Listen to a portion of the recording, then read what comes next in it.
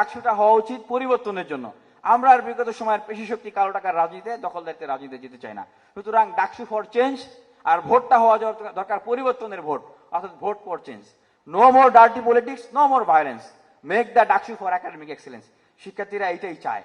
তো সেখান থেকে আমাদের বিশ্ববিদ্যালয়ে অনেক সমস্যা আছে, আর ডাকসুকে ধারাবাহিকভাবে করতে হবে, কোনো গ্যাপ যেন না হয়।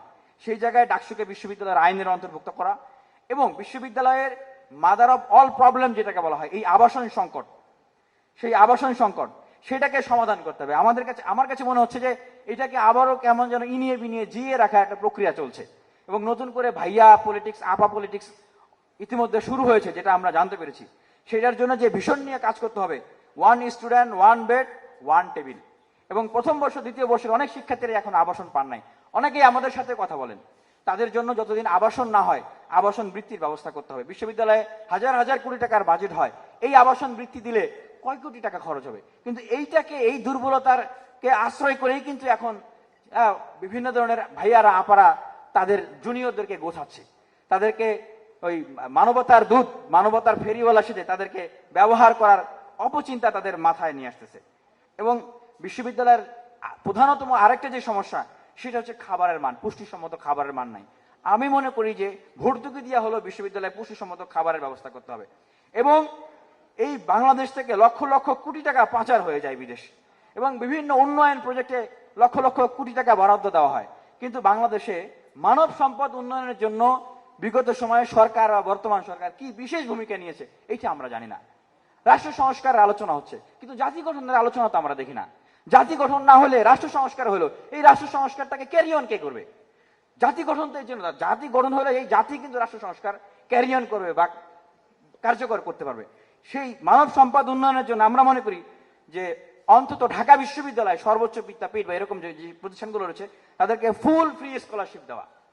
কারণ দেখেন, এত কষ্ট করে নিম্নবিত্ত নিম্ন মধ্যবিত্ত পরিবারের সন্তানরা ঢাকা বিশ্ববিদ্যালয়ে আসে, আসার পরে বই কিনবে, খাতা কিনবে, খাবে, সেমিস্টার ফি দিবে, টাকা নাই। এই যে তার একটা দুশ্চিন্তা, এটার জন্য তো অনেক টাকার দরকার নাই। এবং এই জায়গাটায় আমি মনে করি যে এটা ইমিডিয়েটলি করা উচিত। সেটা হচ্ছে বিশ্ববিদ্যালয়ের প্রয়োজনের ভিত্তিতে, যোগ্যতার ভিত্তিতে, মেধার ভিত্তিতে প্রত্যেকটা শিক্ষার্থীর ইন্টার্নশিপ, পার্ট টাইম জব, এবং বিশ্ববিদ্যালয়ে যারা থাকেন তাদের জন্য আউটসোর্সিং এর মাধ্যমে অর্থ আয়ের ব্যবস্থা করা। এটা কি অসম্ভব? এটা খুব সহজেই সম্ভব। এবং আমাদের ভাই যেটা বললেন একটু আগে, যে লাইব্রেরি, আমাদের হাজার হাজার কোটি টাকার কিন্তু বাজেট মাস্টার প্ল্যানের আলোচনা হয়েছে, কিন্তু আমরা কিন্তু লাইব্রেরির আলাপটা সেখানে দেখি নাই। আর আমাদের ঢাকা বিশ্ববিদ্যালয়ে যে লাইব্রেরিগুলো আছে, এগুলা কিন্তু লাইব্রেরি না। এগুলো কি? এগুলো হলো জাস্ট একটা পড়ার জায়গা। পড়ার জায়গাকে কি আপনি লাইব্রেরি বলবেন? লাইব্রেরিতে কি থাকবে? বর্তমান সময়ে উন্নত প্রযুক্তির লাইব্রেরি দরকার আমাদের এই ঢাকা বিশ্ববিদ্যালয়ের শিক্ষার্থীর জন্য। এই বিশ্ববিদ্যালয়ে প্রত্যেকটা শিক্ষার্থী তার মতাদর্শকে ধারণ করে কাজ করবে, ডাইনপন্থী, বামপন্থী, মধ্যমপন্থী এবং আরও শিক্ষার্থীরা যারা আছেন। সেই যে বৈচিত্র্যময় যে campus, diversification, beauty of diversity, সেটাকে সমুন্নত রাখতে হবে। সেই জায়গাটায় এখানে গণতান্ত্রিক মূল্যবোধের প্রাতিষ্ঠানিক ভিত্তিটাকে চালু রাখতে হবে।